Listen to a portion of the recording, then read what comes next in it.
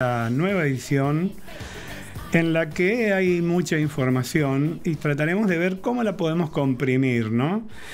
En primer lugar, yo digo, alguna vez la dirigencia en general, empresaria, bueno, fundamentalmente política y gremial, empezarán a hacer buena letra para que recuperemos la confiabilidad que perdimos ya hace un par de décadas en el mundo.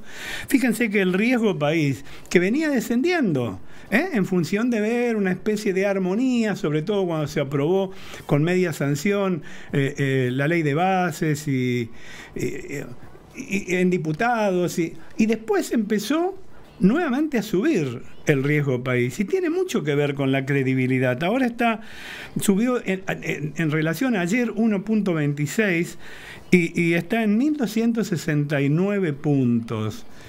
Veníamos desde muy lejos, obviamente. Y otra cosa vuelve a suceder también con el dólar libre. Hoy trepó a 1.105 pesos, lo que tiene que ver con que, en honor a la verdad, el chanterío que somos los argentinos, de pronto es una especie de invitación para que el sector empresario empiece a por las dudas, viste que se va a ir para... entonces, digo, no hay forma de acompañar a ningún gobierno, no importa si es mi ley, no es mi ley, pero no hay forma de entender que todos estamos en este barco, aunque sea una frase demasiado hecha, todos estamos en este barco y nos hundimos todos o salimos a flote todos. Esta es la realidad de la historia. Bueno, estos son los reflejos que se van produciendo. Ahora, si no lo leen, ya no sé, ya no lo entiendo.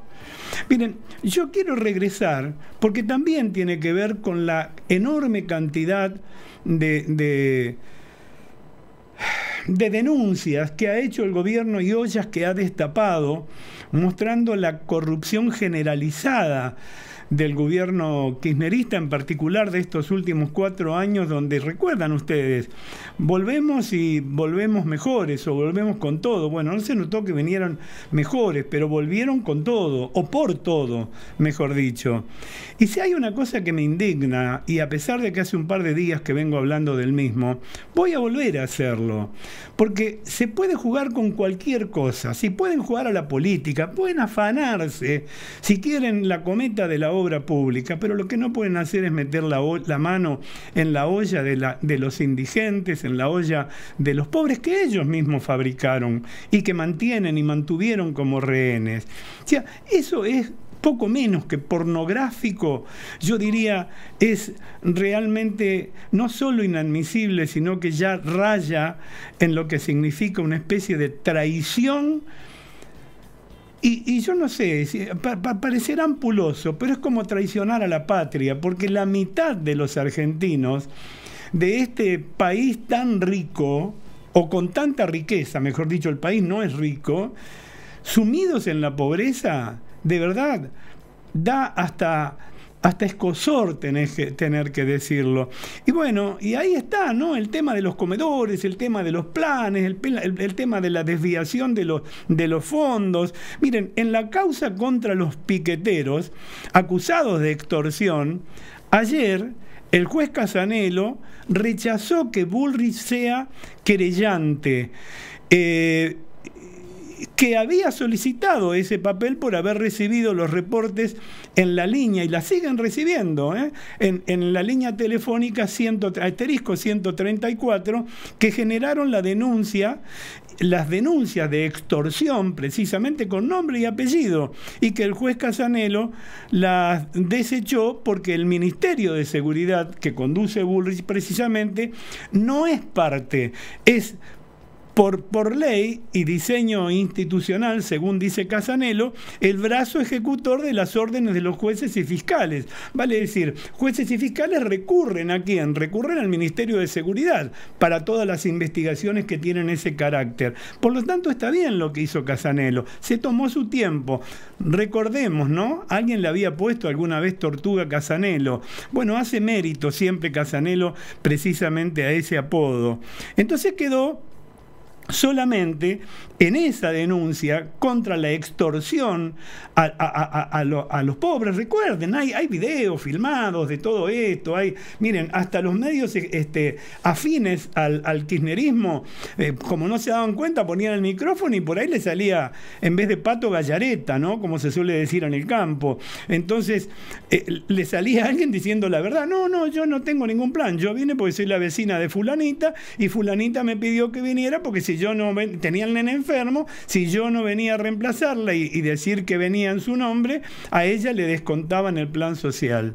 ¿Se dan cuenta lo que han hecho estos gerentes de la miseria, pseudos dirigentes sociales? Entonces ahora quedó solamente Policita como el único acusador de esto. Yo lo que me pregunto, ¿por qué la UIF no se presenta?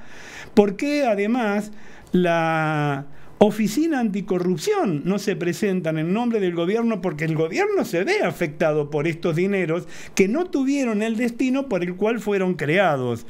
Y ese es otro tema también, ahora el de los comedores. El famoso RENACOM, ¿no? Registro Nacional de Comedores, fue creado en julio del 2020. Qué generoso, ¿no?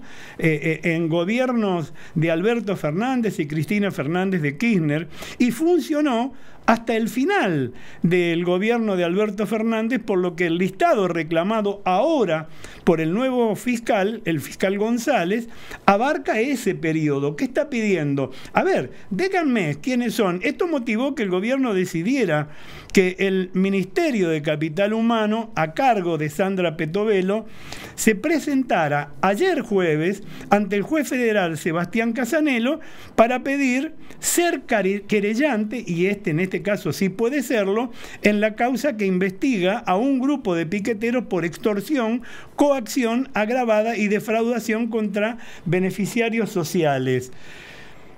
Bueno, la auditoría realizada por Capital Humano abarca unos 2.600 comedores de los 4.000 registrados en todo el país. Algunos piqueteros, porque le convienen, hablan de 44.000. Bueno, son 4.000 los registrados en todo el país, y la documentación revisada, y se constató que más de la mitad, o sea, no existieron nunca como tales, como comedores, o dejaron de funcionar ya hace muchos años. Y según la reglamentación, los comedores deben ser revalidados cada 2 años, algo que no ocurrió y que nadie se preocupó por exigir que esto existiera, lo cual significa que no importaban dónde iban los fondos, o mejor dicho, sí importaban, no iban para el destino que habían sido creados de alguna manera. Entonces, reitero, ¿no?, que la presentación que había hecho luego de que le rechazara Patricia Bullrich ese rol en el expediente, Patricia Bullrich en el expediente, lo que no entiendo yo, vuelvo a repetir, ¿por qué no intervienen como querellantes la Unidad de Investigación Financiera o la Oficina Anticorrupción, organismos estos del Estado que se pueden sentir injuriados por el supuesto accionar delictivo de estas organizaciones piqueteras?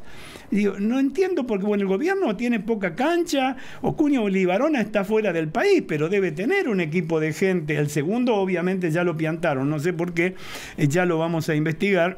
El segundo de Libarona me refiero, ¿no? Bueno, el que intentó minimizar estos hechos, lo he leído, lo he visto, lo he escuchado, además de Beliboni, obviamente, el más chanta de todos los piqueteros, y de Grabois, el súper chanta, que todavía tiene que rendir cuenta por los dineros que se le han pasado y que no rindió cuenta, fue Daniel Menéndez, el exfuncionario y dirigente social, entre comillas, lo tengo que decir, porque esto se ponen títulos como loco, ¿no? Daniel Menéndez, en el gobierno de Alberto Fernández era funcionario y ahora es actual subsecretario de Economía Popular de la provincia de Buenos Aires. ¿Y saben qué expresó? Que hubieron 100.000 denuncias y solo se investiga 9.000. O sea que él minimiza. Dice, hubieron 100.000 denuncias. Yo no vi esta cifra en ninguna parte oficial. Y solo 9.000 son los que la justicia está investigando. Y entonces digo, el 0,3%. O sea que reconoció que hay 1.300.000 planes sociales. Decime si no es, no voy a decir malas palabras, pero si no es una aberración que realmente se hayan hecho un uso morboso de los dineros, de los destinos, de lo que es para comer, nada más ni nada menos que 1.300.000 planes sociales. Y él dice que había 44.000 comedores en todo el país. Bueno, claramente el Ministerio de Capital Humano no tiene esa cifra. La acabo de decir, ¿no? Obviamente. O sea que él agranda la cifra, no sé de dónde la saca Menéndez. A su vez, el exministro Juanchi Zabaleta, exministro de Bienestar Social, dijo, de Fernández, ¿no? Dijo que durante su gestión se sabía del desvío de partidas de dinero, pero bueno, no explicó por qué razón no lo denunció como ahora sí se está haciendo. Digo, o sea que era consentido, era Tomás, vos y dale a Braulio. Yo afano, así que vos también podés afanar, no me voy a ocupar de aquello, pues no me van a permitir seguir haciendo la mía. ¿Te das cuenta? El grado de impunidad en semejante... ¿Cómo no te vas a enojar? ¿Cómo no te vas a enojar? O sea, a ver, señor Menéndez, yo creo que tratar de minimizar este aberrante delito que afecta a los más pobres, aludiendo que solo el 0,3%, lo cual tampoco es verdad, demuestra que es la punta de un iceberg, amigo. Pero además pone al descubierto organizaciones mafiosas amparadas en una causa que era por demás noble. Pero todo es así. O sea, usan la sensibilidad del pueblo, la pobreza, para poder afanar. Esta es la realidad. Señor Menéndez, claramente no se puede estar un poquito embarazado. ¿Se está o no se está? Si el 0,3% cometió delito, cometió delito. Y está bien que el gobierno investigue y vea. No está escrito que haya parado todos los comedores populares que había. Sí está escrito y está visto y está demostrado y está filmado y hay notas al respecto del periodismo serio, del periodismo de investigación, donde demuestran que nunca existieron en los domicilios declarados comedores alguno, o que hace años que dejaron de existir, que sí existieron, pero hace 3, 4 años que dejaron de existir, con lo cual evidentemente le estaban llevando o destinando los dineros hacia algún otro lugar, aprovechando precisamente la sensibilidad de la gente y la falta de capacidad intelectual o de llegada a lugares de poder donde ellos precisamente ejercían por sobre los indefensos, gente que se prestaba en un barrio así, bueno, yo te presto el fondo de mi casa para hacer un comedor, para que vengan los chicos del barrio a comer. Y después se afanaban la mercadería y la vendían en las ferias. Digo, dice además que hay 44.000 comedores en todo el país. Como todos, tira cifra, que no se sabe ni siquiera de dónde surgen. Además agrega que no cree que el 52% de los comedores sean truchos. Amigo, está en la justicia investigándose esto. Si no son truchos, bienvenido sea. Pero hasta ahora no es lo que ha surgido de la investigación que se ha hecho. Había que preguntar a Emilio Pérsico, por ejemplo, funcionario de Tolosa Paz, hoy siendo legisladora, porque acá te premian, ¿viste? Como acá afanaste, te vamos a dar fuero de este otro lado, por la duda durante un tiempo. Si no pasa nada, está todo bien. Si pasa algo, tenés fuero. Así es la historia. Ambos en el Ministerio de Bienestar Social de Cristina y de Alberto. Ambos, por ejemplo, Pérsico, se giraba a sí mismo los cheques, los valores, los importes a cooperativas de la que era presidente o vicepresidente, cooperativas inexistentes. ¿Dónde fue a parar ese dinero? Nunca rindieron cuenta.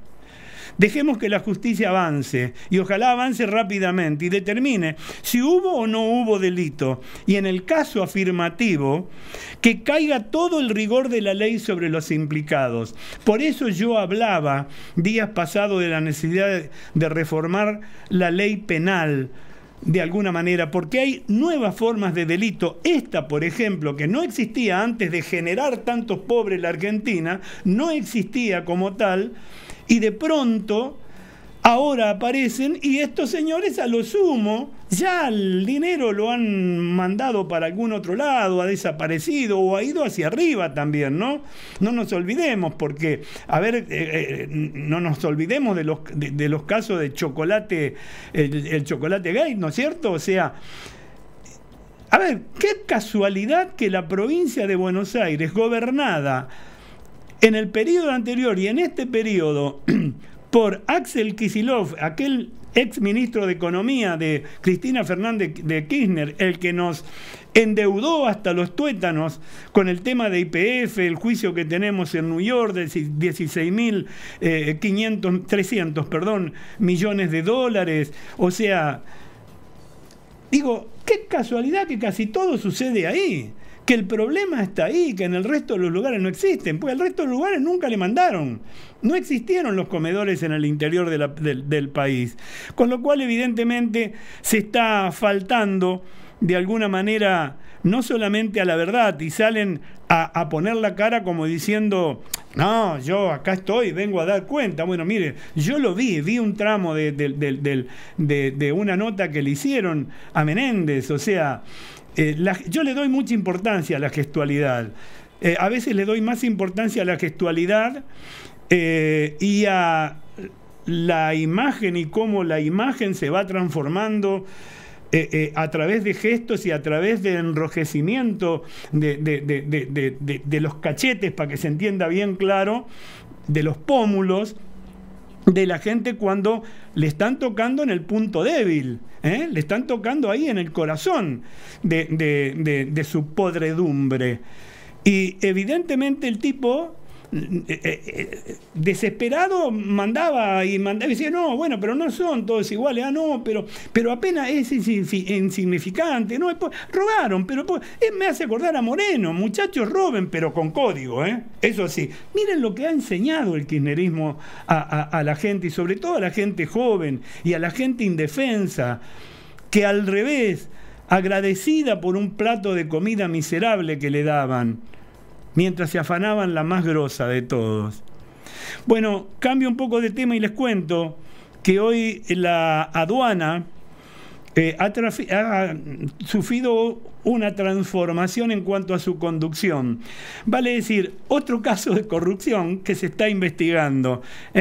Entonces el gobierno nacional resolvió desplazar a Rosana Lodovico al frente de la titularidad de aduana, y a su marido, me imagino también, aunque la información no me ha llegado al respecto, que era funcionario también de aduana, y designar a Eduardo Mallea, al doctor Eduardo Mallea, como director general de ese organismo, a través de un brevísimo comunicado que hizo la AFIP. Informaron que avanzan en un proceso de profesionalización, modernización y despolitización de la aduana. Vaya, ¿no? Vaya, mire qué tres temas. Quiere decir que estaba todo podrido. Bueno, la justicia lo investigará. El desplazamiento de Lodovico, recuerdo, ¿no? Lo dijimos hace un par de días acá. Responde a un poco más de un par de días, a señalamientos por una denuncia de supuesta corrupción en su contra. Se le acusa de recibir sobornos, $250.000, no más ni menos que eso, de una empresa señalada por contrabando. Le decía, vos contrabandea, tranquilo. Bueno, pero a ver, necesito 250, porque de alguna manera el destino fue, ¿sabe qué? Comprarse una propiedad en un country de los más selectos de Buenos Aires. O sea, los pobres en los ranchos, sin cloacas, haciendo popó en un pozo, con toda la infección que puede haber para toda la juventud, que es el futuro de la República Argentina. Pero ellos coimean para irse a un barrio privado. Digo, ¿cómo no te va a dar indignación? ¿Cómo no vas a pedir que por favor la justicia actúe con rapidez? Como el caso de La Rioja que comentamos ayer, de la jueza que para sacarte los juicios a favor, sobre todo en los casos de sucesorios, te estaba pidiendo una cometa, le pidió a una denunciante 8 millones de pesos y después bajó a 5 y después ahora lo niega. Bueno, la destituyeron por suerte. Ayer ella había presentado la denuncia. En este programa dijimos que ojalá no se la aceptaran, porque si ella renuncia y la aceptaban, ella iba a cobrar una jubilación como ex jueza de por vida. Mientras que, si no le aceptan la denuncia y le hacen un juicio político el Consejo de la Magistratura, la pueden llegar a encanar y además pierde el derecho de la jubilación. Uno menos que va a tratar de seguir viviendo a costa del Estado. Ludovico, como dije, fue desplazada ya decididamente y fue convocado por la titular de Administración Federal de Ingresos Públicos de la AFIP, Florencia Misray, el doctor Mallea. Este flamante director de aduana es experto en el ámbito de derecho aduanero, reconocido por su trayectoria. Un hombre que ha dado conferencias a nivel nacional, a nivel internacional sobre derecho aduanero, con un gran conocimiento y experiencia, según he leído en su currículum, y es desde el año 2012 distinguido como uno de los abogados líderes de la materia. Trabaja en un estudio jurídico, digamos, dedicado al esquema. Ahora, cuyos clientes, ¿cuáles son? Importadores y exportadores. Bueno, a ver, la lógica es poner a alguien idóneo. Ahora esperemos que además moralmente también sea idóneo, porque lo que va a surgir, ya te lo anticipo, ¿qué va a decir la oposición? Y pusieron al tipo para que se... Y claro, va a afanar. Ahí pusieron para que las empresas hagan la suya y los pobres... Los que empobrecieron el país hablan de esto, tienen cara. Por otra parte, fíjense, ¿no? Los que dicen defender a los trabajadores, a los pobres, los que están en todas las marchas, los que rompen el mobiliario urbano y a veces tiran piedra contra organizaciones internacionales o bancos de origen extranjero, ahora denuncian a Milei por el costo de sus viajes no oficiales al exterior. ¿Quién hizo esto? El diputado, eterno diputado del Partido Obrero que está acusado de ser la organización mafiosa que más ha robado con el tema de los planes sociales y los comedores. Aclaro. Entonces, a ver, no hay mejor defensa que un buen ataque. Entonces, Gabriel Solano dice que la travesía a España costará $500.000 a la Argentina, a nosotros. La denuncia apunta a los delitos de defraudación contra la administración pública, abuso de autoridad, violación a los deberes de funcionarios públicos y malversación de caudales públicos, dice Solano. Esto es por el viaje de Milei a España. Recordemos que desde ayer a las 15:30 partió con el avión de el que reemplaza, Argentina se llama ahora, creo, el que reemplaza al famoso Tango 01, que ya no funcionaba, el que compró Alberto, con todos los chiches habido y por haber, porque por información que había clasificada de organismos internacionales de inteligencia, seguir viajando en vuelos de línea como lo hizo al principio a costo de su propio bolsillo significaba un riesgo aún mandatario de un país como el nuestro que ya tenía 2 atentados, recordemos, la embajada la embajada de Israel y la Mutual Amia Judía. O sea, recomendaron que no use más aviones de línea, que use los aviones de la flota presidencial.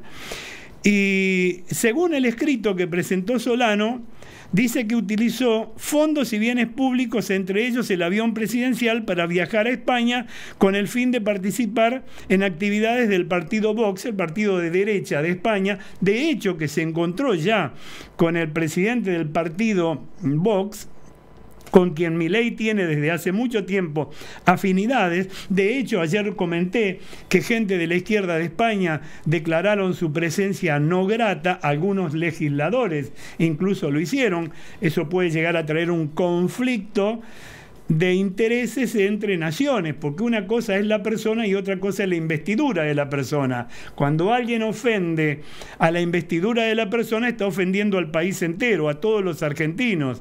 Cuando el hombre no es funcionario, ya es otra película, ¿no? Bueno, lo cierto es que también es una verdad a media la de Solano, porque sí es verdad que va a hacer esto, y olvidó decir Solano en su denuncia, que a lo mejor abonaba también su teoría para la tribuna, de que iba a ser la presentación de su libro, Milei, en el prestigioso diario La Razón de España, de Madrid.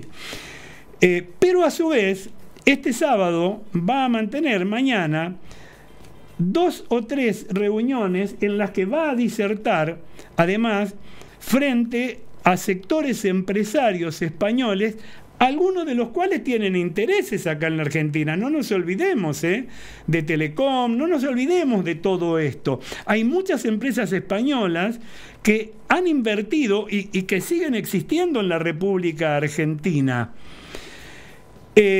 Bueno, la idea es de reunirse con sectores empresarios para hacer lo mismo que hizo en Los Ángeles. Decirles, señores, vengan, Argentina es una nueva Argentina donde necesitamos que nos acompañen, que vengan a invertir, le damos seguridades de que todo va a cambiar, de que va a haber libertad de acción. Bueno, no están demostrando eso los senadores, por ejemplo. Para lo cual, de alguna manera, el ministro de Francos, el ministro de Interior, trató de minimizar la cosa y dice, bueno, es probable, mire, algunas cosas que están corrigiendo en el Senado, en la comisión, ¿no? Por ahora en la Comisión de Presupuesto y Hacienda del Senado, donde, ¿se acuerdan ustedes del día de paro? La mitad de los senadores, o sea, todos los de Unión por la Patria, no concurrieron, pararon. Senador, pararon. Se aumentaron a 4 palitos, a 7 palitos, pero pararon los muchachos, Habría que descontarle, Villarruel, digo, bien, descuéntele, por favor, el sueldo ese día, que así como le descuentan a un maestro si para, a un obrero si para, descuénteselo al senador también ese día que no fueron a laburar. Y a todos los que no fueron a laburar. Bueno, ¿qué hicieron ayer? Ayer ya cada quien se piantó a su ciudad de origen. Y por lo tanto ahora van a volver a retomar la cosa la semana que viene. Van a decir que no va a haber, por lo menos, pacto de mayo con la ley de base aprobada, no va a haber. ¿Qué dicen desde el gobierno ahora? Dicen otra cosa. Dice, Milei había dicho cuando inauguraron el busto de Carlos Menem en Casa Rosada, en la Galería de Presidentes, mal o bien corresponde que eso suceda.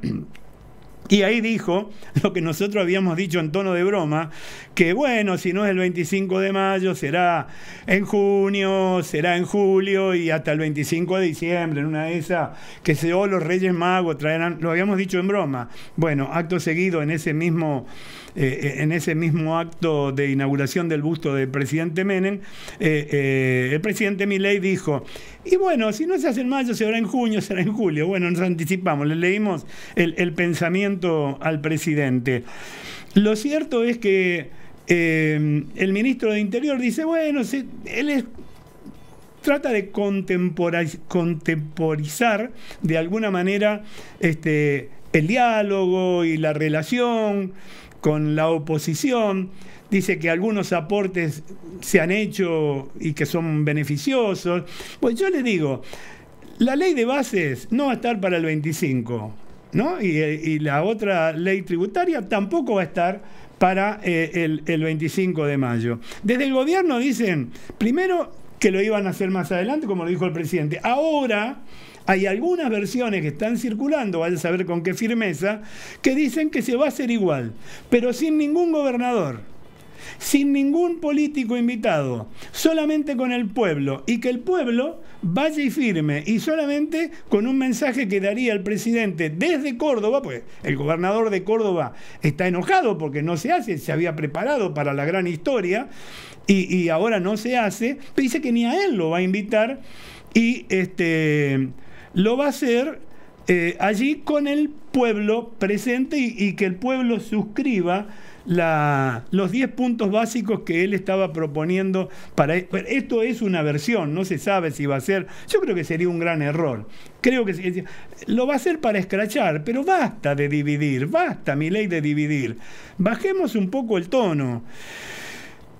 Y para concluir con este popurrí de información, quiero decirles que el gobierno confirmó, y al menos lo dijo el vocero presidencial, Manuel Adorni, que va a otorgar un nuevo bono a los jubilados y a todo lo que sigue ahí, los PUAN y demás,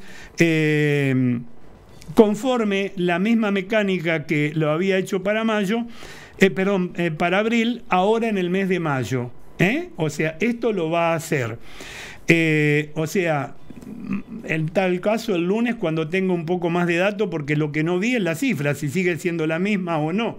Aparentemente va a ser la cifra que permita que no sea inferior al monto percibido en el mes de abril por todos los jubilados, ¿no? Y gente en esa situación.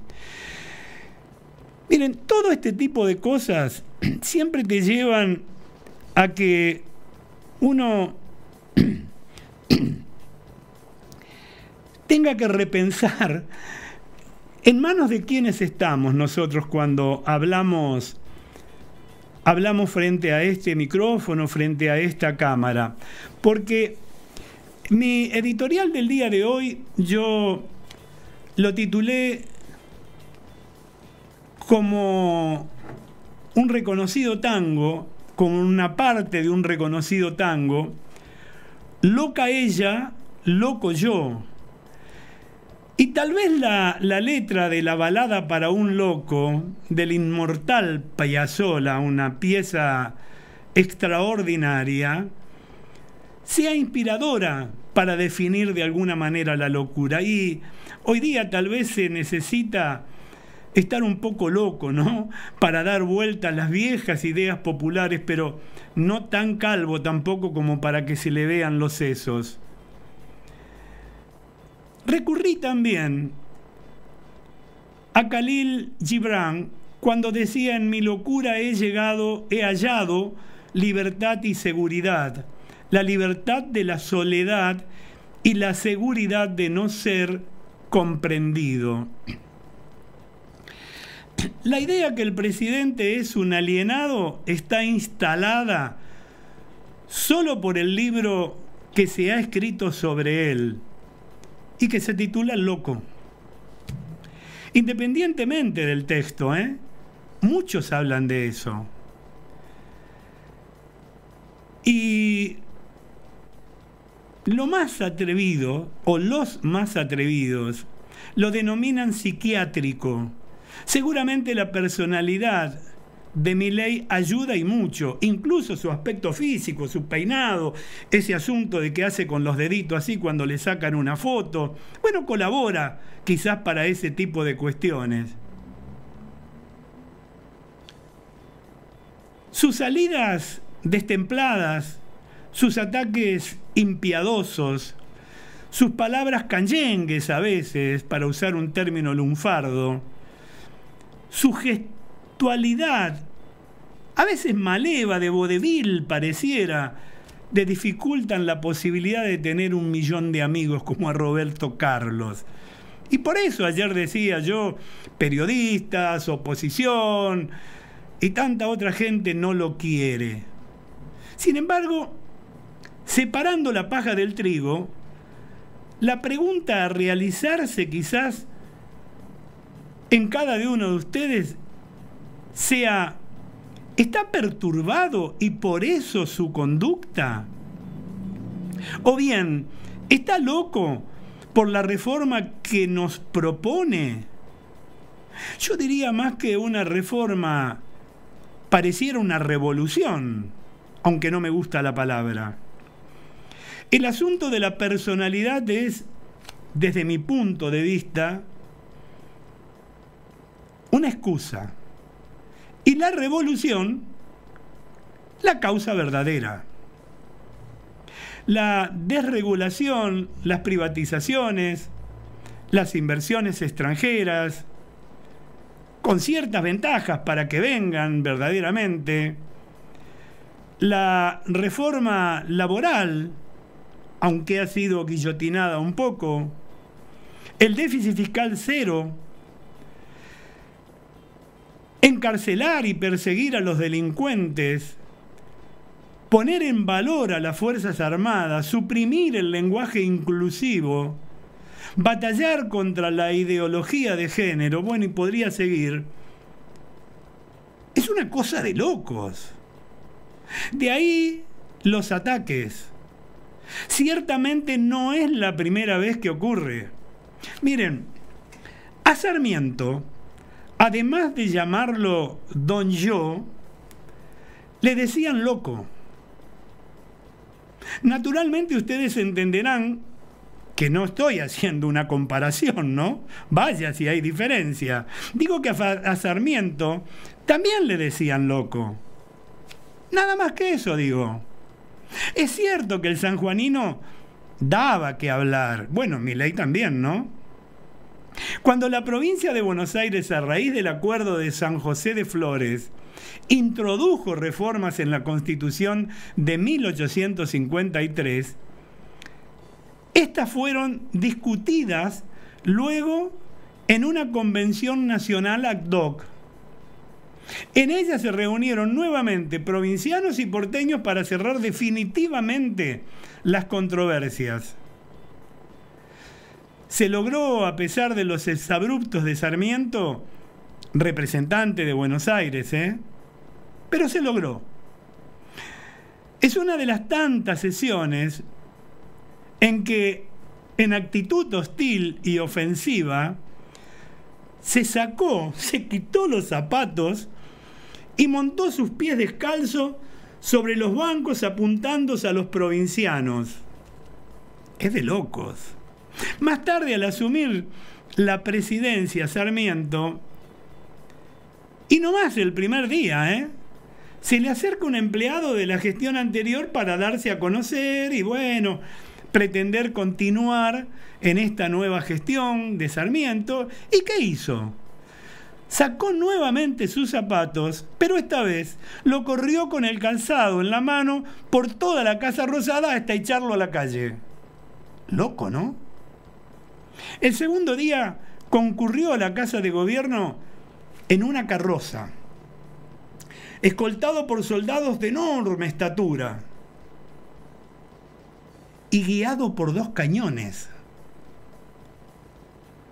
A los 13 días aparecieron colmadas las calles con carteles que decían: loco, maniático, animal en 2 patas y peludo. En fin, el anecdotario extravagante de su personalidad es gigantesco. Sarmiento mismo, en una carta que manda Lucio B. Mansilla, reconoce que le dicen loco. Él se autodefine loco. Y esto sin citar las cartas a Mitre sobre qué hacer con el gauchaje. Lo cierto fue que, luego de visitar a Urquiza en Concepción del Uruguay, un giro copernicano de el hombre de las letras, de Sarmiento, en dirección a cerrar las heridas con el interior, y ahí apareció un grupo de porteños enojados por esa conducta y dispuso que si el presidente busca la alianza con el interior, hay que deshacerse de Urquiza. Y en caso que fallara esto, al regreso de Sarmiento a Buenos Aires, con cualquier pretexto, se le declara loco. Y previo un reconocimiento de médicos, se lo encierra en el hospital de San Buenaventura. Bueno, hay mucho más para contar de Sarmiento. Hay que leerlo nada más, ¿no? Pero por ahora vamos a dejarlo un rato tranquilo. Gracias a él tenemos educación, aún con dirigentes educativos bastante desprolijos.